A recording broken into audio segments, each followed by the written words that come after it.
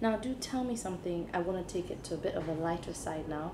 Um, do you have a girlfriend or a wife or family, and how do they react? Even your family, how do they react to the job that you do? Well, have tried to take my family far away from the job I do because of the risk that it comes from.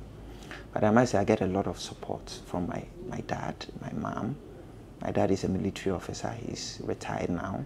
Okay. And he has the drive that I have. And he's one person when everybody is saying that is dangerous, he said, oh, no, come on now, that's okay. I mean, that's fine. He will live through it. So I get a lot of inspiration from my uncles and all that. Also, they know that they have to keep their distance. I sleep in not less than 8 places in a week. Really? Yes, so it's very difficult for someone to tell where I'm going to spend the night. Yeah. I am very worthy of my footsteps. I don't want people to read my footsteps for obvious reasons. Yeah. And I've seen this question all over. Are you married? Are you engaged? Are you? But the best answer to this is that I'm engaged. Really? Of course, for security reasons, one ought to be engaged. You understand? Because it's the best answer. I mean, I'm very engaged, very, very engaged. Okay. And I mean, you have friends that do obviously know you and know how you look like. How is it, how do you trust them? Sure, that's another complex issue. Friends that I've grown up with. You know, there are some times that we have gone out somewhere and I just turn and I see my friend whispering to another, that's him. That's him. And I see the person looking at me with all the, you know. Yeah. But I also see the friend saying, it's not him. He won't be here. You know, so I get relieved that my friends also find it very difficult convincing their own friends that it's me. It's you. However, I keep on appealing to all of them that, listen, this struggle is not for me alone. We need to do it together. I need your support to push it forward. It's not about telling somebody that this is him. And again, you see, the nurse phenomenon has become very complex. Today, I have old women who are nurses. I have the Spice Girls. I have formidable teams. They can enter anywhere. Even if you knew me, even if I opened my face, I can assure you the next nurse you will see, it's not me. not you. Someone else will be there. So we have multiplied and we've turned into ants seeping through the pores of all the fraudulent guys.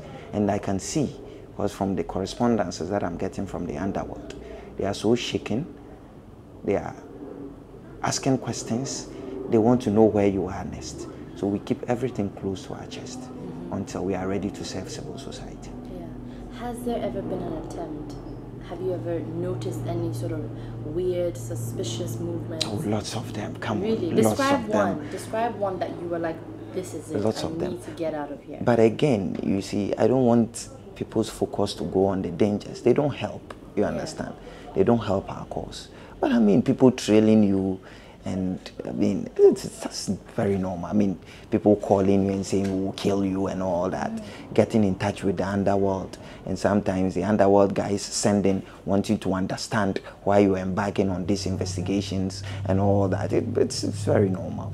Some saying that don't go here, if you go here, we'll kill you tomorrow. It's very normal. I mean, those are things we walk through every day. How do you I know think what even to yesterday select? we had, no, I don't have to tell you that, but I mean, they are very normal. Okay. Things that, Yesterday, you were telling me yesterday. yeah, yesterday we had one of these strange girl who was looking up for something. We filmed her, but we think she's investigating. She wants to know something. We know exactly, when we did the background, we knew who had sent her.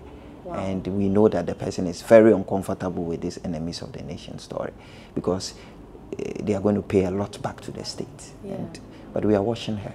Yeah. It's normal. So, I mean, you're an investigative analyst, so it's not advisable for anyone to come and try and investigate you, right? Yeah, people, you see, we don't take these things for granted. You know, you've got to look at them carefully because people are uncomfortable. You know, they stole from this country long ago.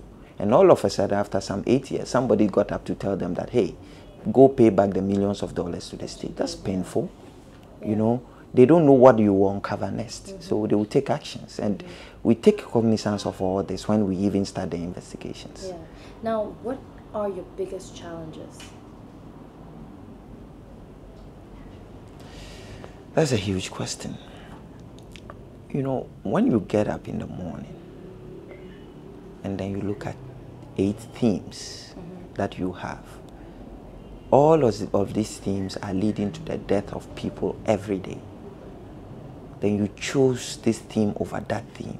That's where my pain is. I wish I had the capacity to do everything at one time. But unfortunately, life is not like that. You can only contribute your quota at your time. That's why I urge my colleagues that we should all join hands. It's about changing society. I would want to see a lot of my colleagues get into this type of work. And I tell you, Ghana has a great potential. We have a great nation. I tell you, in no time we will get there. Yeah, we will. We will certainly get there. Yeah. Now tell me of something that I don't know about, that Be Bold doesn't know about. A secret that we want to know. Or not necessarily a secret, but something that we don't know about you. Well, a lot of people, I find myself, that's a very interesting question. There are a few things that I can't do. I actually don't know the difference between Barclays and Stanchart. I mix them every day. Why is that? I don't know. And I also don't know the difference between BMW and Benz Mercedes. I always mix them. I also don't know my left from right. I always say my right is my left and my right. And it's something that if you knew me intimately, you know that. Indeed. I always get these things wrong. Why is that though? Is it I don't know. I try to learn it every time and I don't get it. I seem to always apply that thing wrongly. Yeah. Yeah. And actually, I understand your left and the right issue because sometimes I have that too, to be honest. Sure. And sometimes I'm fascinated by that. Yeah. When It's I so have, simple. Yes, I break things that are so difficult to break. Yeah. I go through, all the texts. Then I come to this simple thing, and I can't always put it together. I'm driving somebody's driving a BM. They said, "Did you see that Mercedes?" I said, "No, it's a BM." And I see a Mercedes. "Did you see that BM?" And I'm going to Barclays back. I say, "I'm going to Stanchart." I'm going to Stanchart. I say, "I will go to Barclays." I said, "Well, why?" Now, do tell us one last thing, which is, what advice do you have to all the young people out there who are looking to do what you're doing? Well, I think that first of all, the key word is to be humble. Humility is very important. It's key in this profession. We are not the God in the guise of men. We only echo the sentiment and frustration of civil society. What this means is that it doesn't matter how junior a reporter is. If we feel that we are not getting our facts right, we've got to be honest enough. Go down that ladder and ask whoever knows it to tell us what it is. Yeah. We are not embarking on a malice or a vendetta against people. We are opening society's eyes to what otherwise they don't see. So humility is key. And respect is very, very important. I have a lot of respect for my senior editors. And that's the only way that if you call them in the middle of the night, you would be able, they would listen to you and tell you what to do. Sometimes it's just a word and you can't put it together. Also, I have a lot of respect for this country's security agencies, especially the very top ones. Middle of the night, when I have a jigsaw that I can't solve, I call them. I say, "Listen, this is the jigsaw. I did this, did that. I'm locked up here. What do you think? I have 2 proposals. Which one is the best?" And he said, "Listen, from my experience over the years, choose this one." So you see, it's a collective effort. Yeah. I've talked from the police, talked from immigration, even SEPs.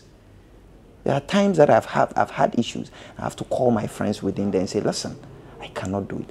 You see, being respectful and humble is key.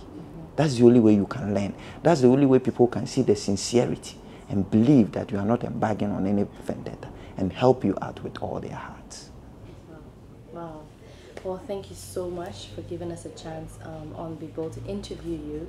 I think you're doing a great job, with all the investigations that you're doing, risking your life.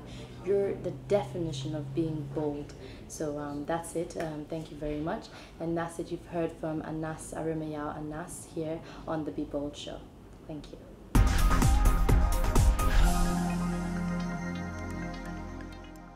That was a very moving interview indeed, sitting with Anas Aremeyaw. Anas let me really realize what he's doing for the community. Thank you, Anas, for all that you've done for so many people out there. Now, let's take a break. We'll be back in a moment.